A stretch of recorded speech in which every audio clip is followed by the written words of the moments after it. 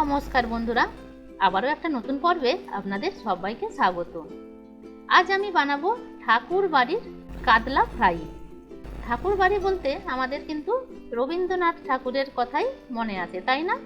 আর সেই বাড়ির কন্যা প্রজ্ঞা সুন্দরী দেবীর লেখা আমিষ ও নিরামিষ আহার বই থেকে নেওয়াই এই রেসিপি। যদিও আজকের রেসিপির নাম কাতলা ফ্রাই, তবুও আজকের রেসিপির মেন ইনগ্রেডিয়েন্টস হচ্ছে এই মুসুরির ডাল। আপনারা হয়তো ভাবছেন ফিশ ফ্রাই বানাবার জন্য মুসুরির ডাল নিয়েছি, আবার ধুয়ে ভিজিয়েও রাখছি। সেটা জানার জন্য ভিডিওটা শেষ পর্যন্ত দেখতে হবে বন্ধুরা। তো এখানে আমি 3 চামচ মুসুরির ডাল নিয়েছি, আর মুসুরির ডালটা খুব ভালো করে জল দিয়ে ধুয়ে নিচ্ছি। আর ধুয়ে নেবার পর আমি একটা শুকনো কাপড়ে এটা আমি বিছিয়ে দিলাম, যাতে ডালটা শুকনো হয়ে যায়। পাখার তলায় রাখলে এটা কিন্তু 15-20 মিনিটেই শুকনো হয়ে যাবে। এটা ততক্ষণ শুকনো হতে থাকুক, আমি মাছটা ম্যারিনেট করে রাখছি। এখানে আমি মাছের ফ্রাই করব, তার জন্য 3 পিস কাতলা মাছের পেটি নিয়েছি। এতে আমি মেশাবো পেঁয়াজ, আদা, রসুন বাটা, কাঁচা লঙ্কা বাটা, সাথে দিলাম স্বাদ মতো লবণ, হলুদ আর মরিচ গুঁড়ো। গরম মশলাটাও আমি অল্প দিয়েছি। 1 চামচ টক দই দিয়ে মাছটা আমি ভালো করে মাখিয়ে নেব। আর ভালো করে মাখিয়ে নেবার পর এই মাছটা আমি 1 ঘন্টার জন্য আমি রেখে দেব। আমি এই মাছটা নর্মাল ফ্রিজেই রেখে আসছি, 1 ঘন্টা পর আমি ফ্রাই করব। এদিকে ডালটা শুকনো করতে দিয়েছিলাম, ডালটা খুব ভালো করেই কিন্তু শুকনো হয়ে গেছে। আমি এটা বাটিতে তুলে নিয়েছি। এখন আমি এটা ভেজে নেব, মানে ডালটা কিন্তু ড্রাই রোস্ট করে নেব। লো ফ্লেমে ডালটা ভেজে নিতে হবে। আর ডালের কালারটা চেঞ্জ হয়ে গেলে এটা নামিয়ে নেব। ঠান্ডা হয়ে গেলে মিক্সি জারে দিয়ে আমি গুঁড়ো করে নেব। তবে দেখতেই পাচ্ছেন ডালটা কিন্তু আমি খুব মিহি গুঁড়ো করিনি, এই রকম দানা দানা হয়ে আছে। তো এই দানা দানা থাকলেই কিন্তু ফ্রাইটা খেতে ভালো লাগবে, খুব বেশি মিহি করবেন না। এখন 1 ঘন্টা পর আমি ফ্রিজ থেকে বার করে নিয়ে এসেছি মাছটা। এখন আমি মাছটা আবারও একবার ভালো করে মাখিয়ে নিচ্ছি মশলার সাথে। আর এই মশলাটা মাছের গায়েও লাগিয়ে দিচ্ছি।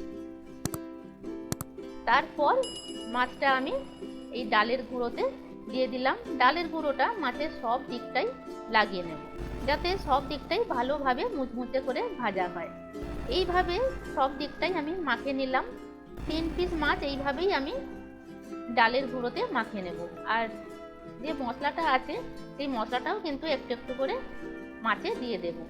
এতে কোনো অসুবিধা নেই, ভাজার সময় কিন্তু একটুও মশলা খুলে যাবে না। খুব সুন্দরভাবে এই মাছ কিন্তু ভাজা হয়ে যায়। আমার বাড়ির সদস্য সংখ্যা কম, আবার তার মধ্যে একজন কিন্তু মাছ খেতে ভালোবাসে না, তার জন্যই আমি 3 পিস মাছ ভেজেছি। আপনার বাড়ির সদস্য সংখ্যা অনুযায়ী আপনারা কিন্তু এই মাছের ফ্রাইটা করবেন।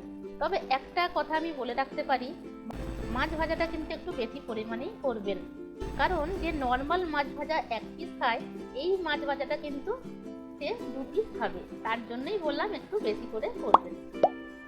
এখন বেশ ভালো মতো তেলটা গরম হয়ে গেছে। আর এখানে আমি সরষের তেল নিয়েছি, চাইলে আপনারা সাদা তেলও মাছের ফ্রাইটা করতেই পারেন। তো একটা একটা করে মাছ আমি ছেড়ে দিলাম। লো টু মিডিয়াম ফ্লেমে বেশ সময় ধরে কিন্তু মাছটা ভাজতে হবে। নিচের সাইডটা ভাজা হয়ে গেলে উল্টে দিয়ে উল্টো দিকটাও ভাজতে হবে। এভাবে কিন্তু একটু সময় নিয়ে মাছটা ভাজতে হবে, কারণ ভেতরের মাছটা কিন্তু কাঁচা আছে, সেই জন্য একটু টাইম ধরেই মাছটা ভাজতে হবে। আমি এখানে একটু ঢাকা চাপা দিয়ে দিয়েছিলাম, যাতে ভেতরের মাছটা ভালো মতো সেদ্ধ হয়। এখন খুব সুন্দরভাবে মাছটা ভাজা হয়ে গেছে। দেখতেই পাচ্ছেন বন্ধুরা, ওপরটা কেমন সুন্দর মুচমুচে লাগছে। আর ভেতরের মাছটা কিন্তু খুব নরম আর জুসি থাকবে। যেহেতু আমি মাছে টক দই দিয়ে মাখিয়ে রেখেছিলাম, সেই জন্য কিন্তু মাছটা জুসি ভাব থাকবে। এইভাবে মাছ ভাজা একবার করে দেখবেন, বাড়ির সবার খুব ভালো লাগবে। আর আজকের রেসিপিটা কেমন লাগলো সেটা কিন্তু কমেন্ট করে জানাতে ভুলবেন না। রেসিপি ভালো লাগলে লাইক শেয়ার করে দেবেন। আর এখনো চ্যানেলটাকে যদি সাবস্ক্রাইব না করে থাকেন তো এখনই তা করে দিন। তাহলে বন্ধুরা আজ এ পর্যন্তই। ফিরে আসছি খুব তাড়াতাড়ি নতুন কোনো রেসিপি। আপনারা ভালো থাকবেন, সুস্থ থাকবেন। ধন্যবাদ।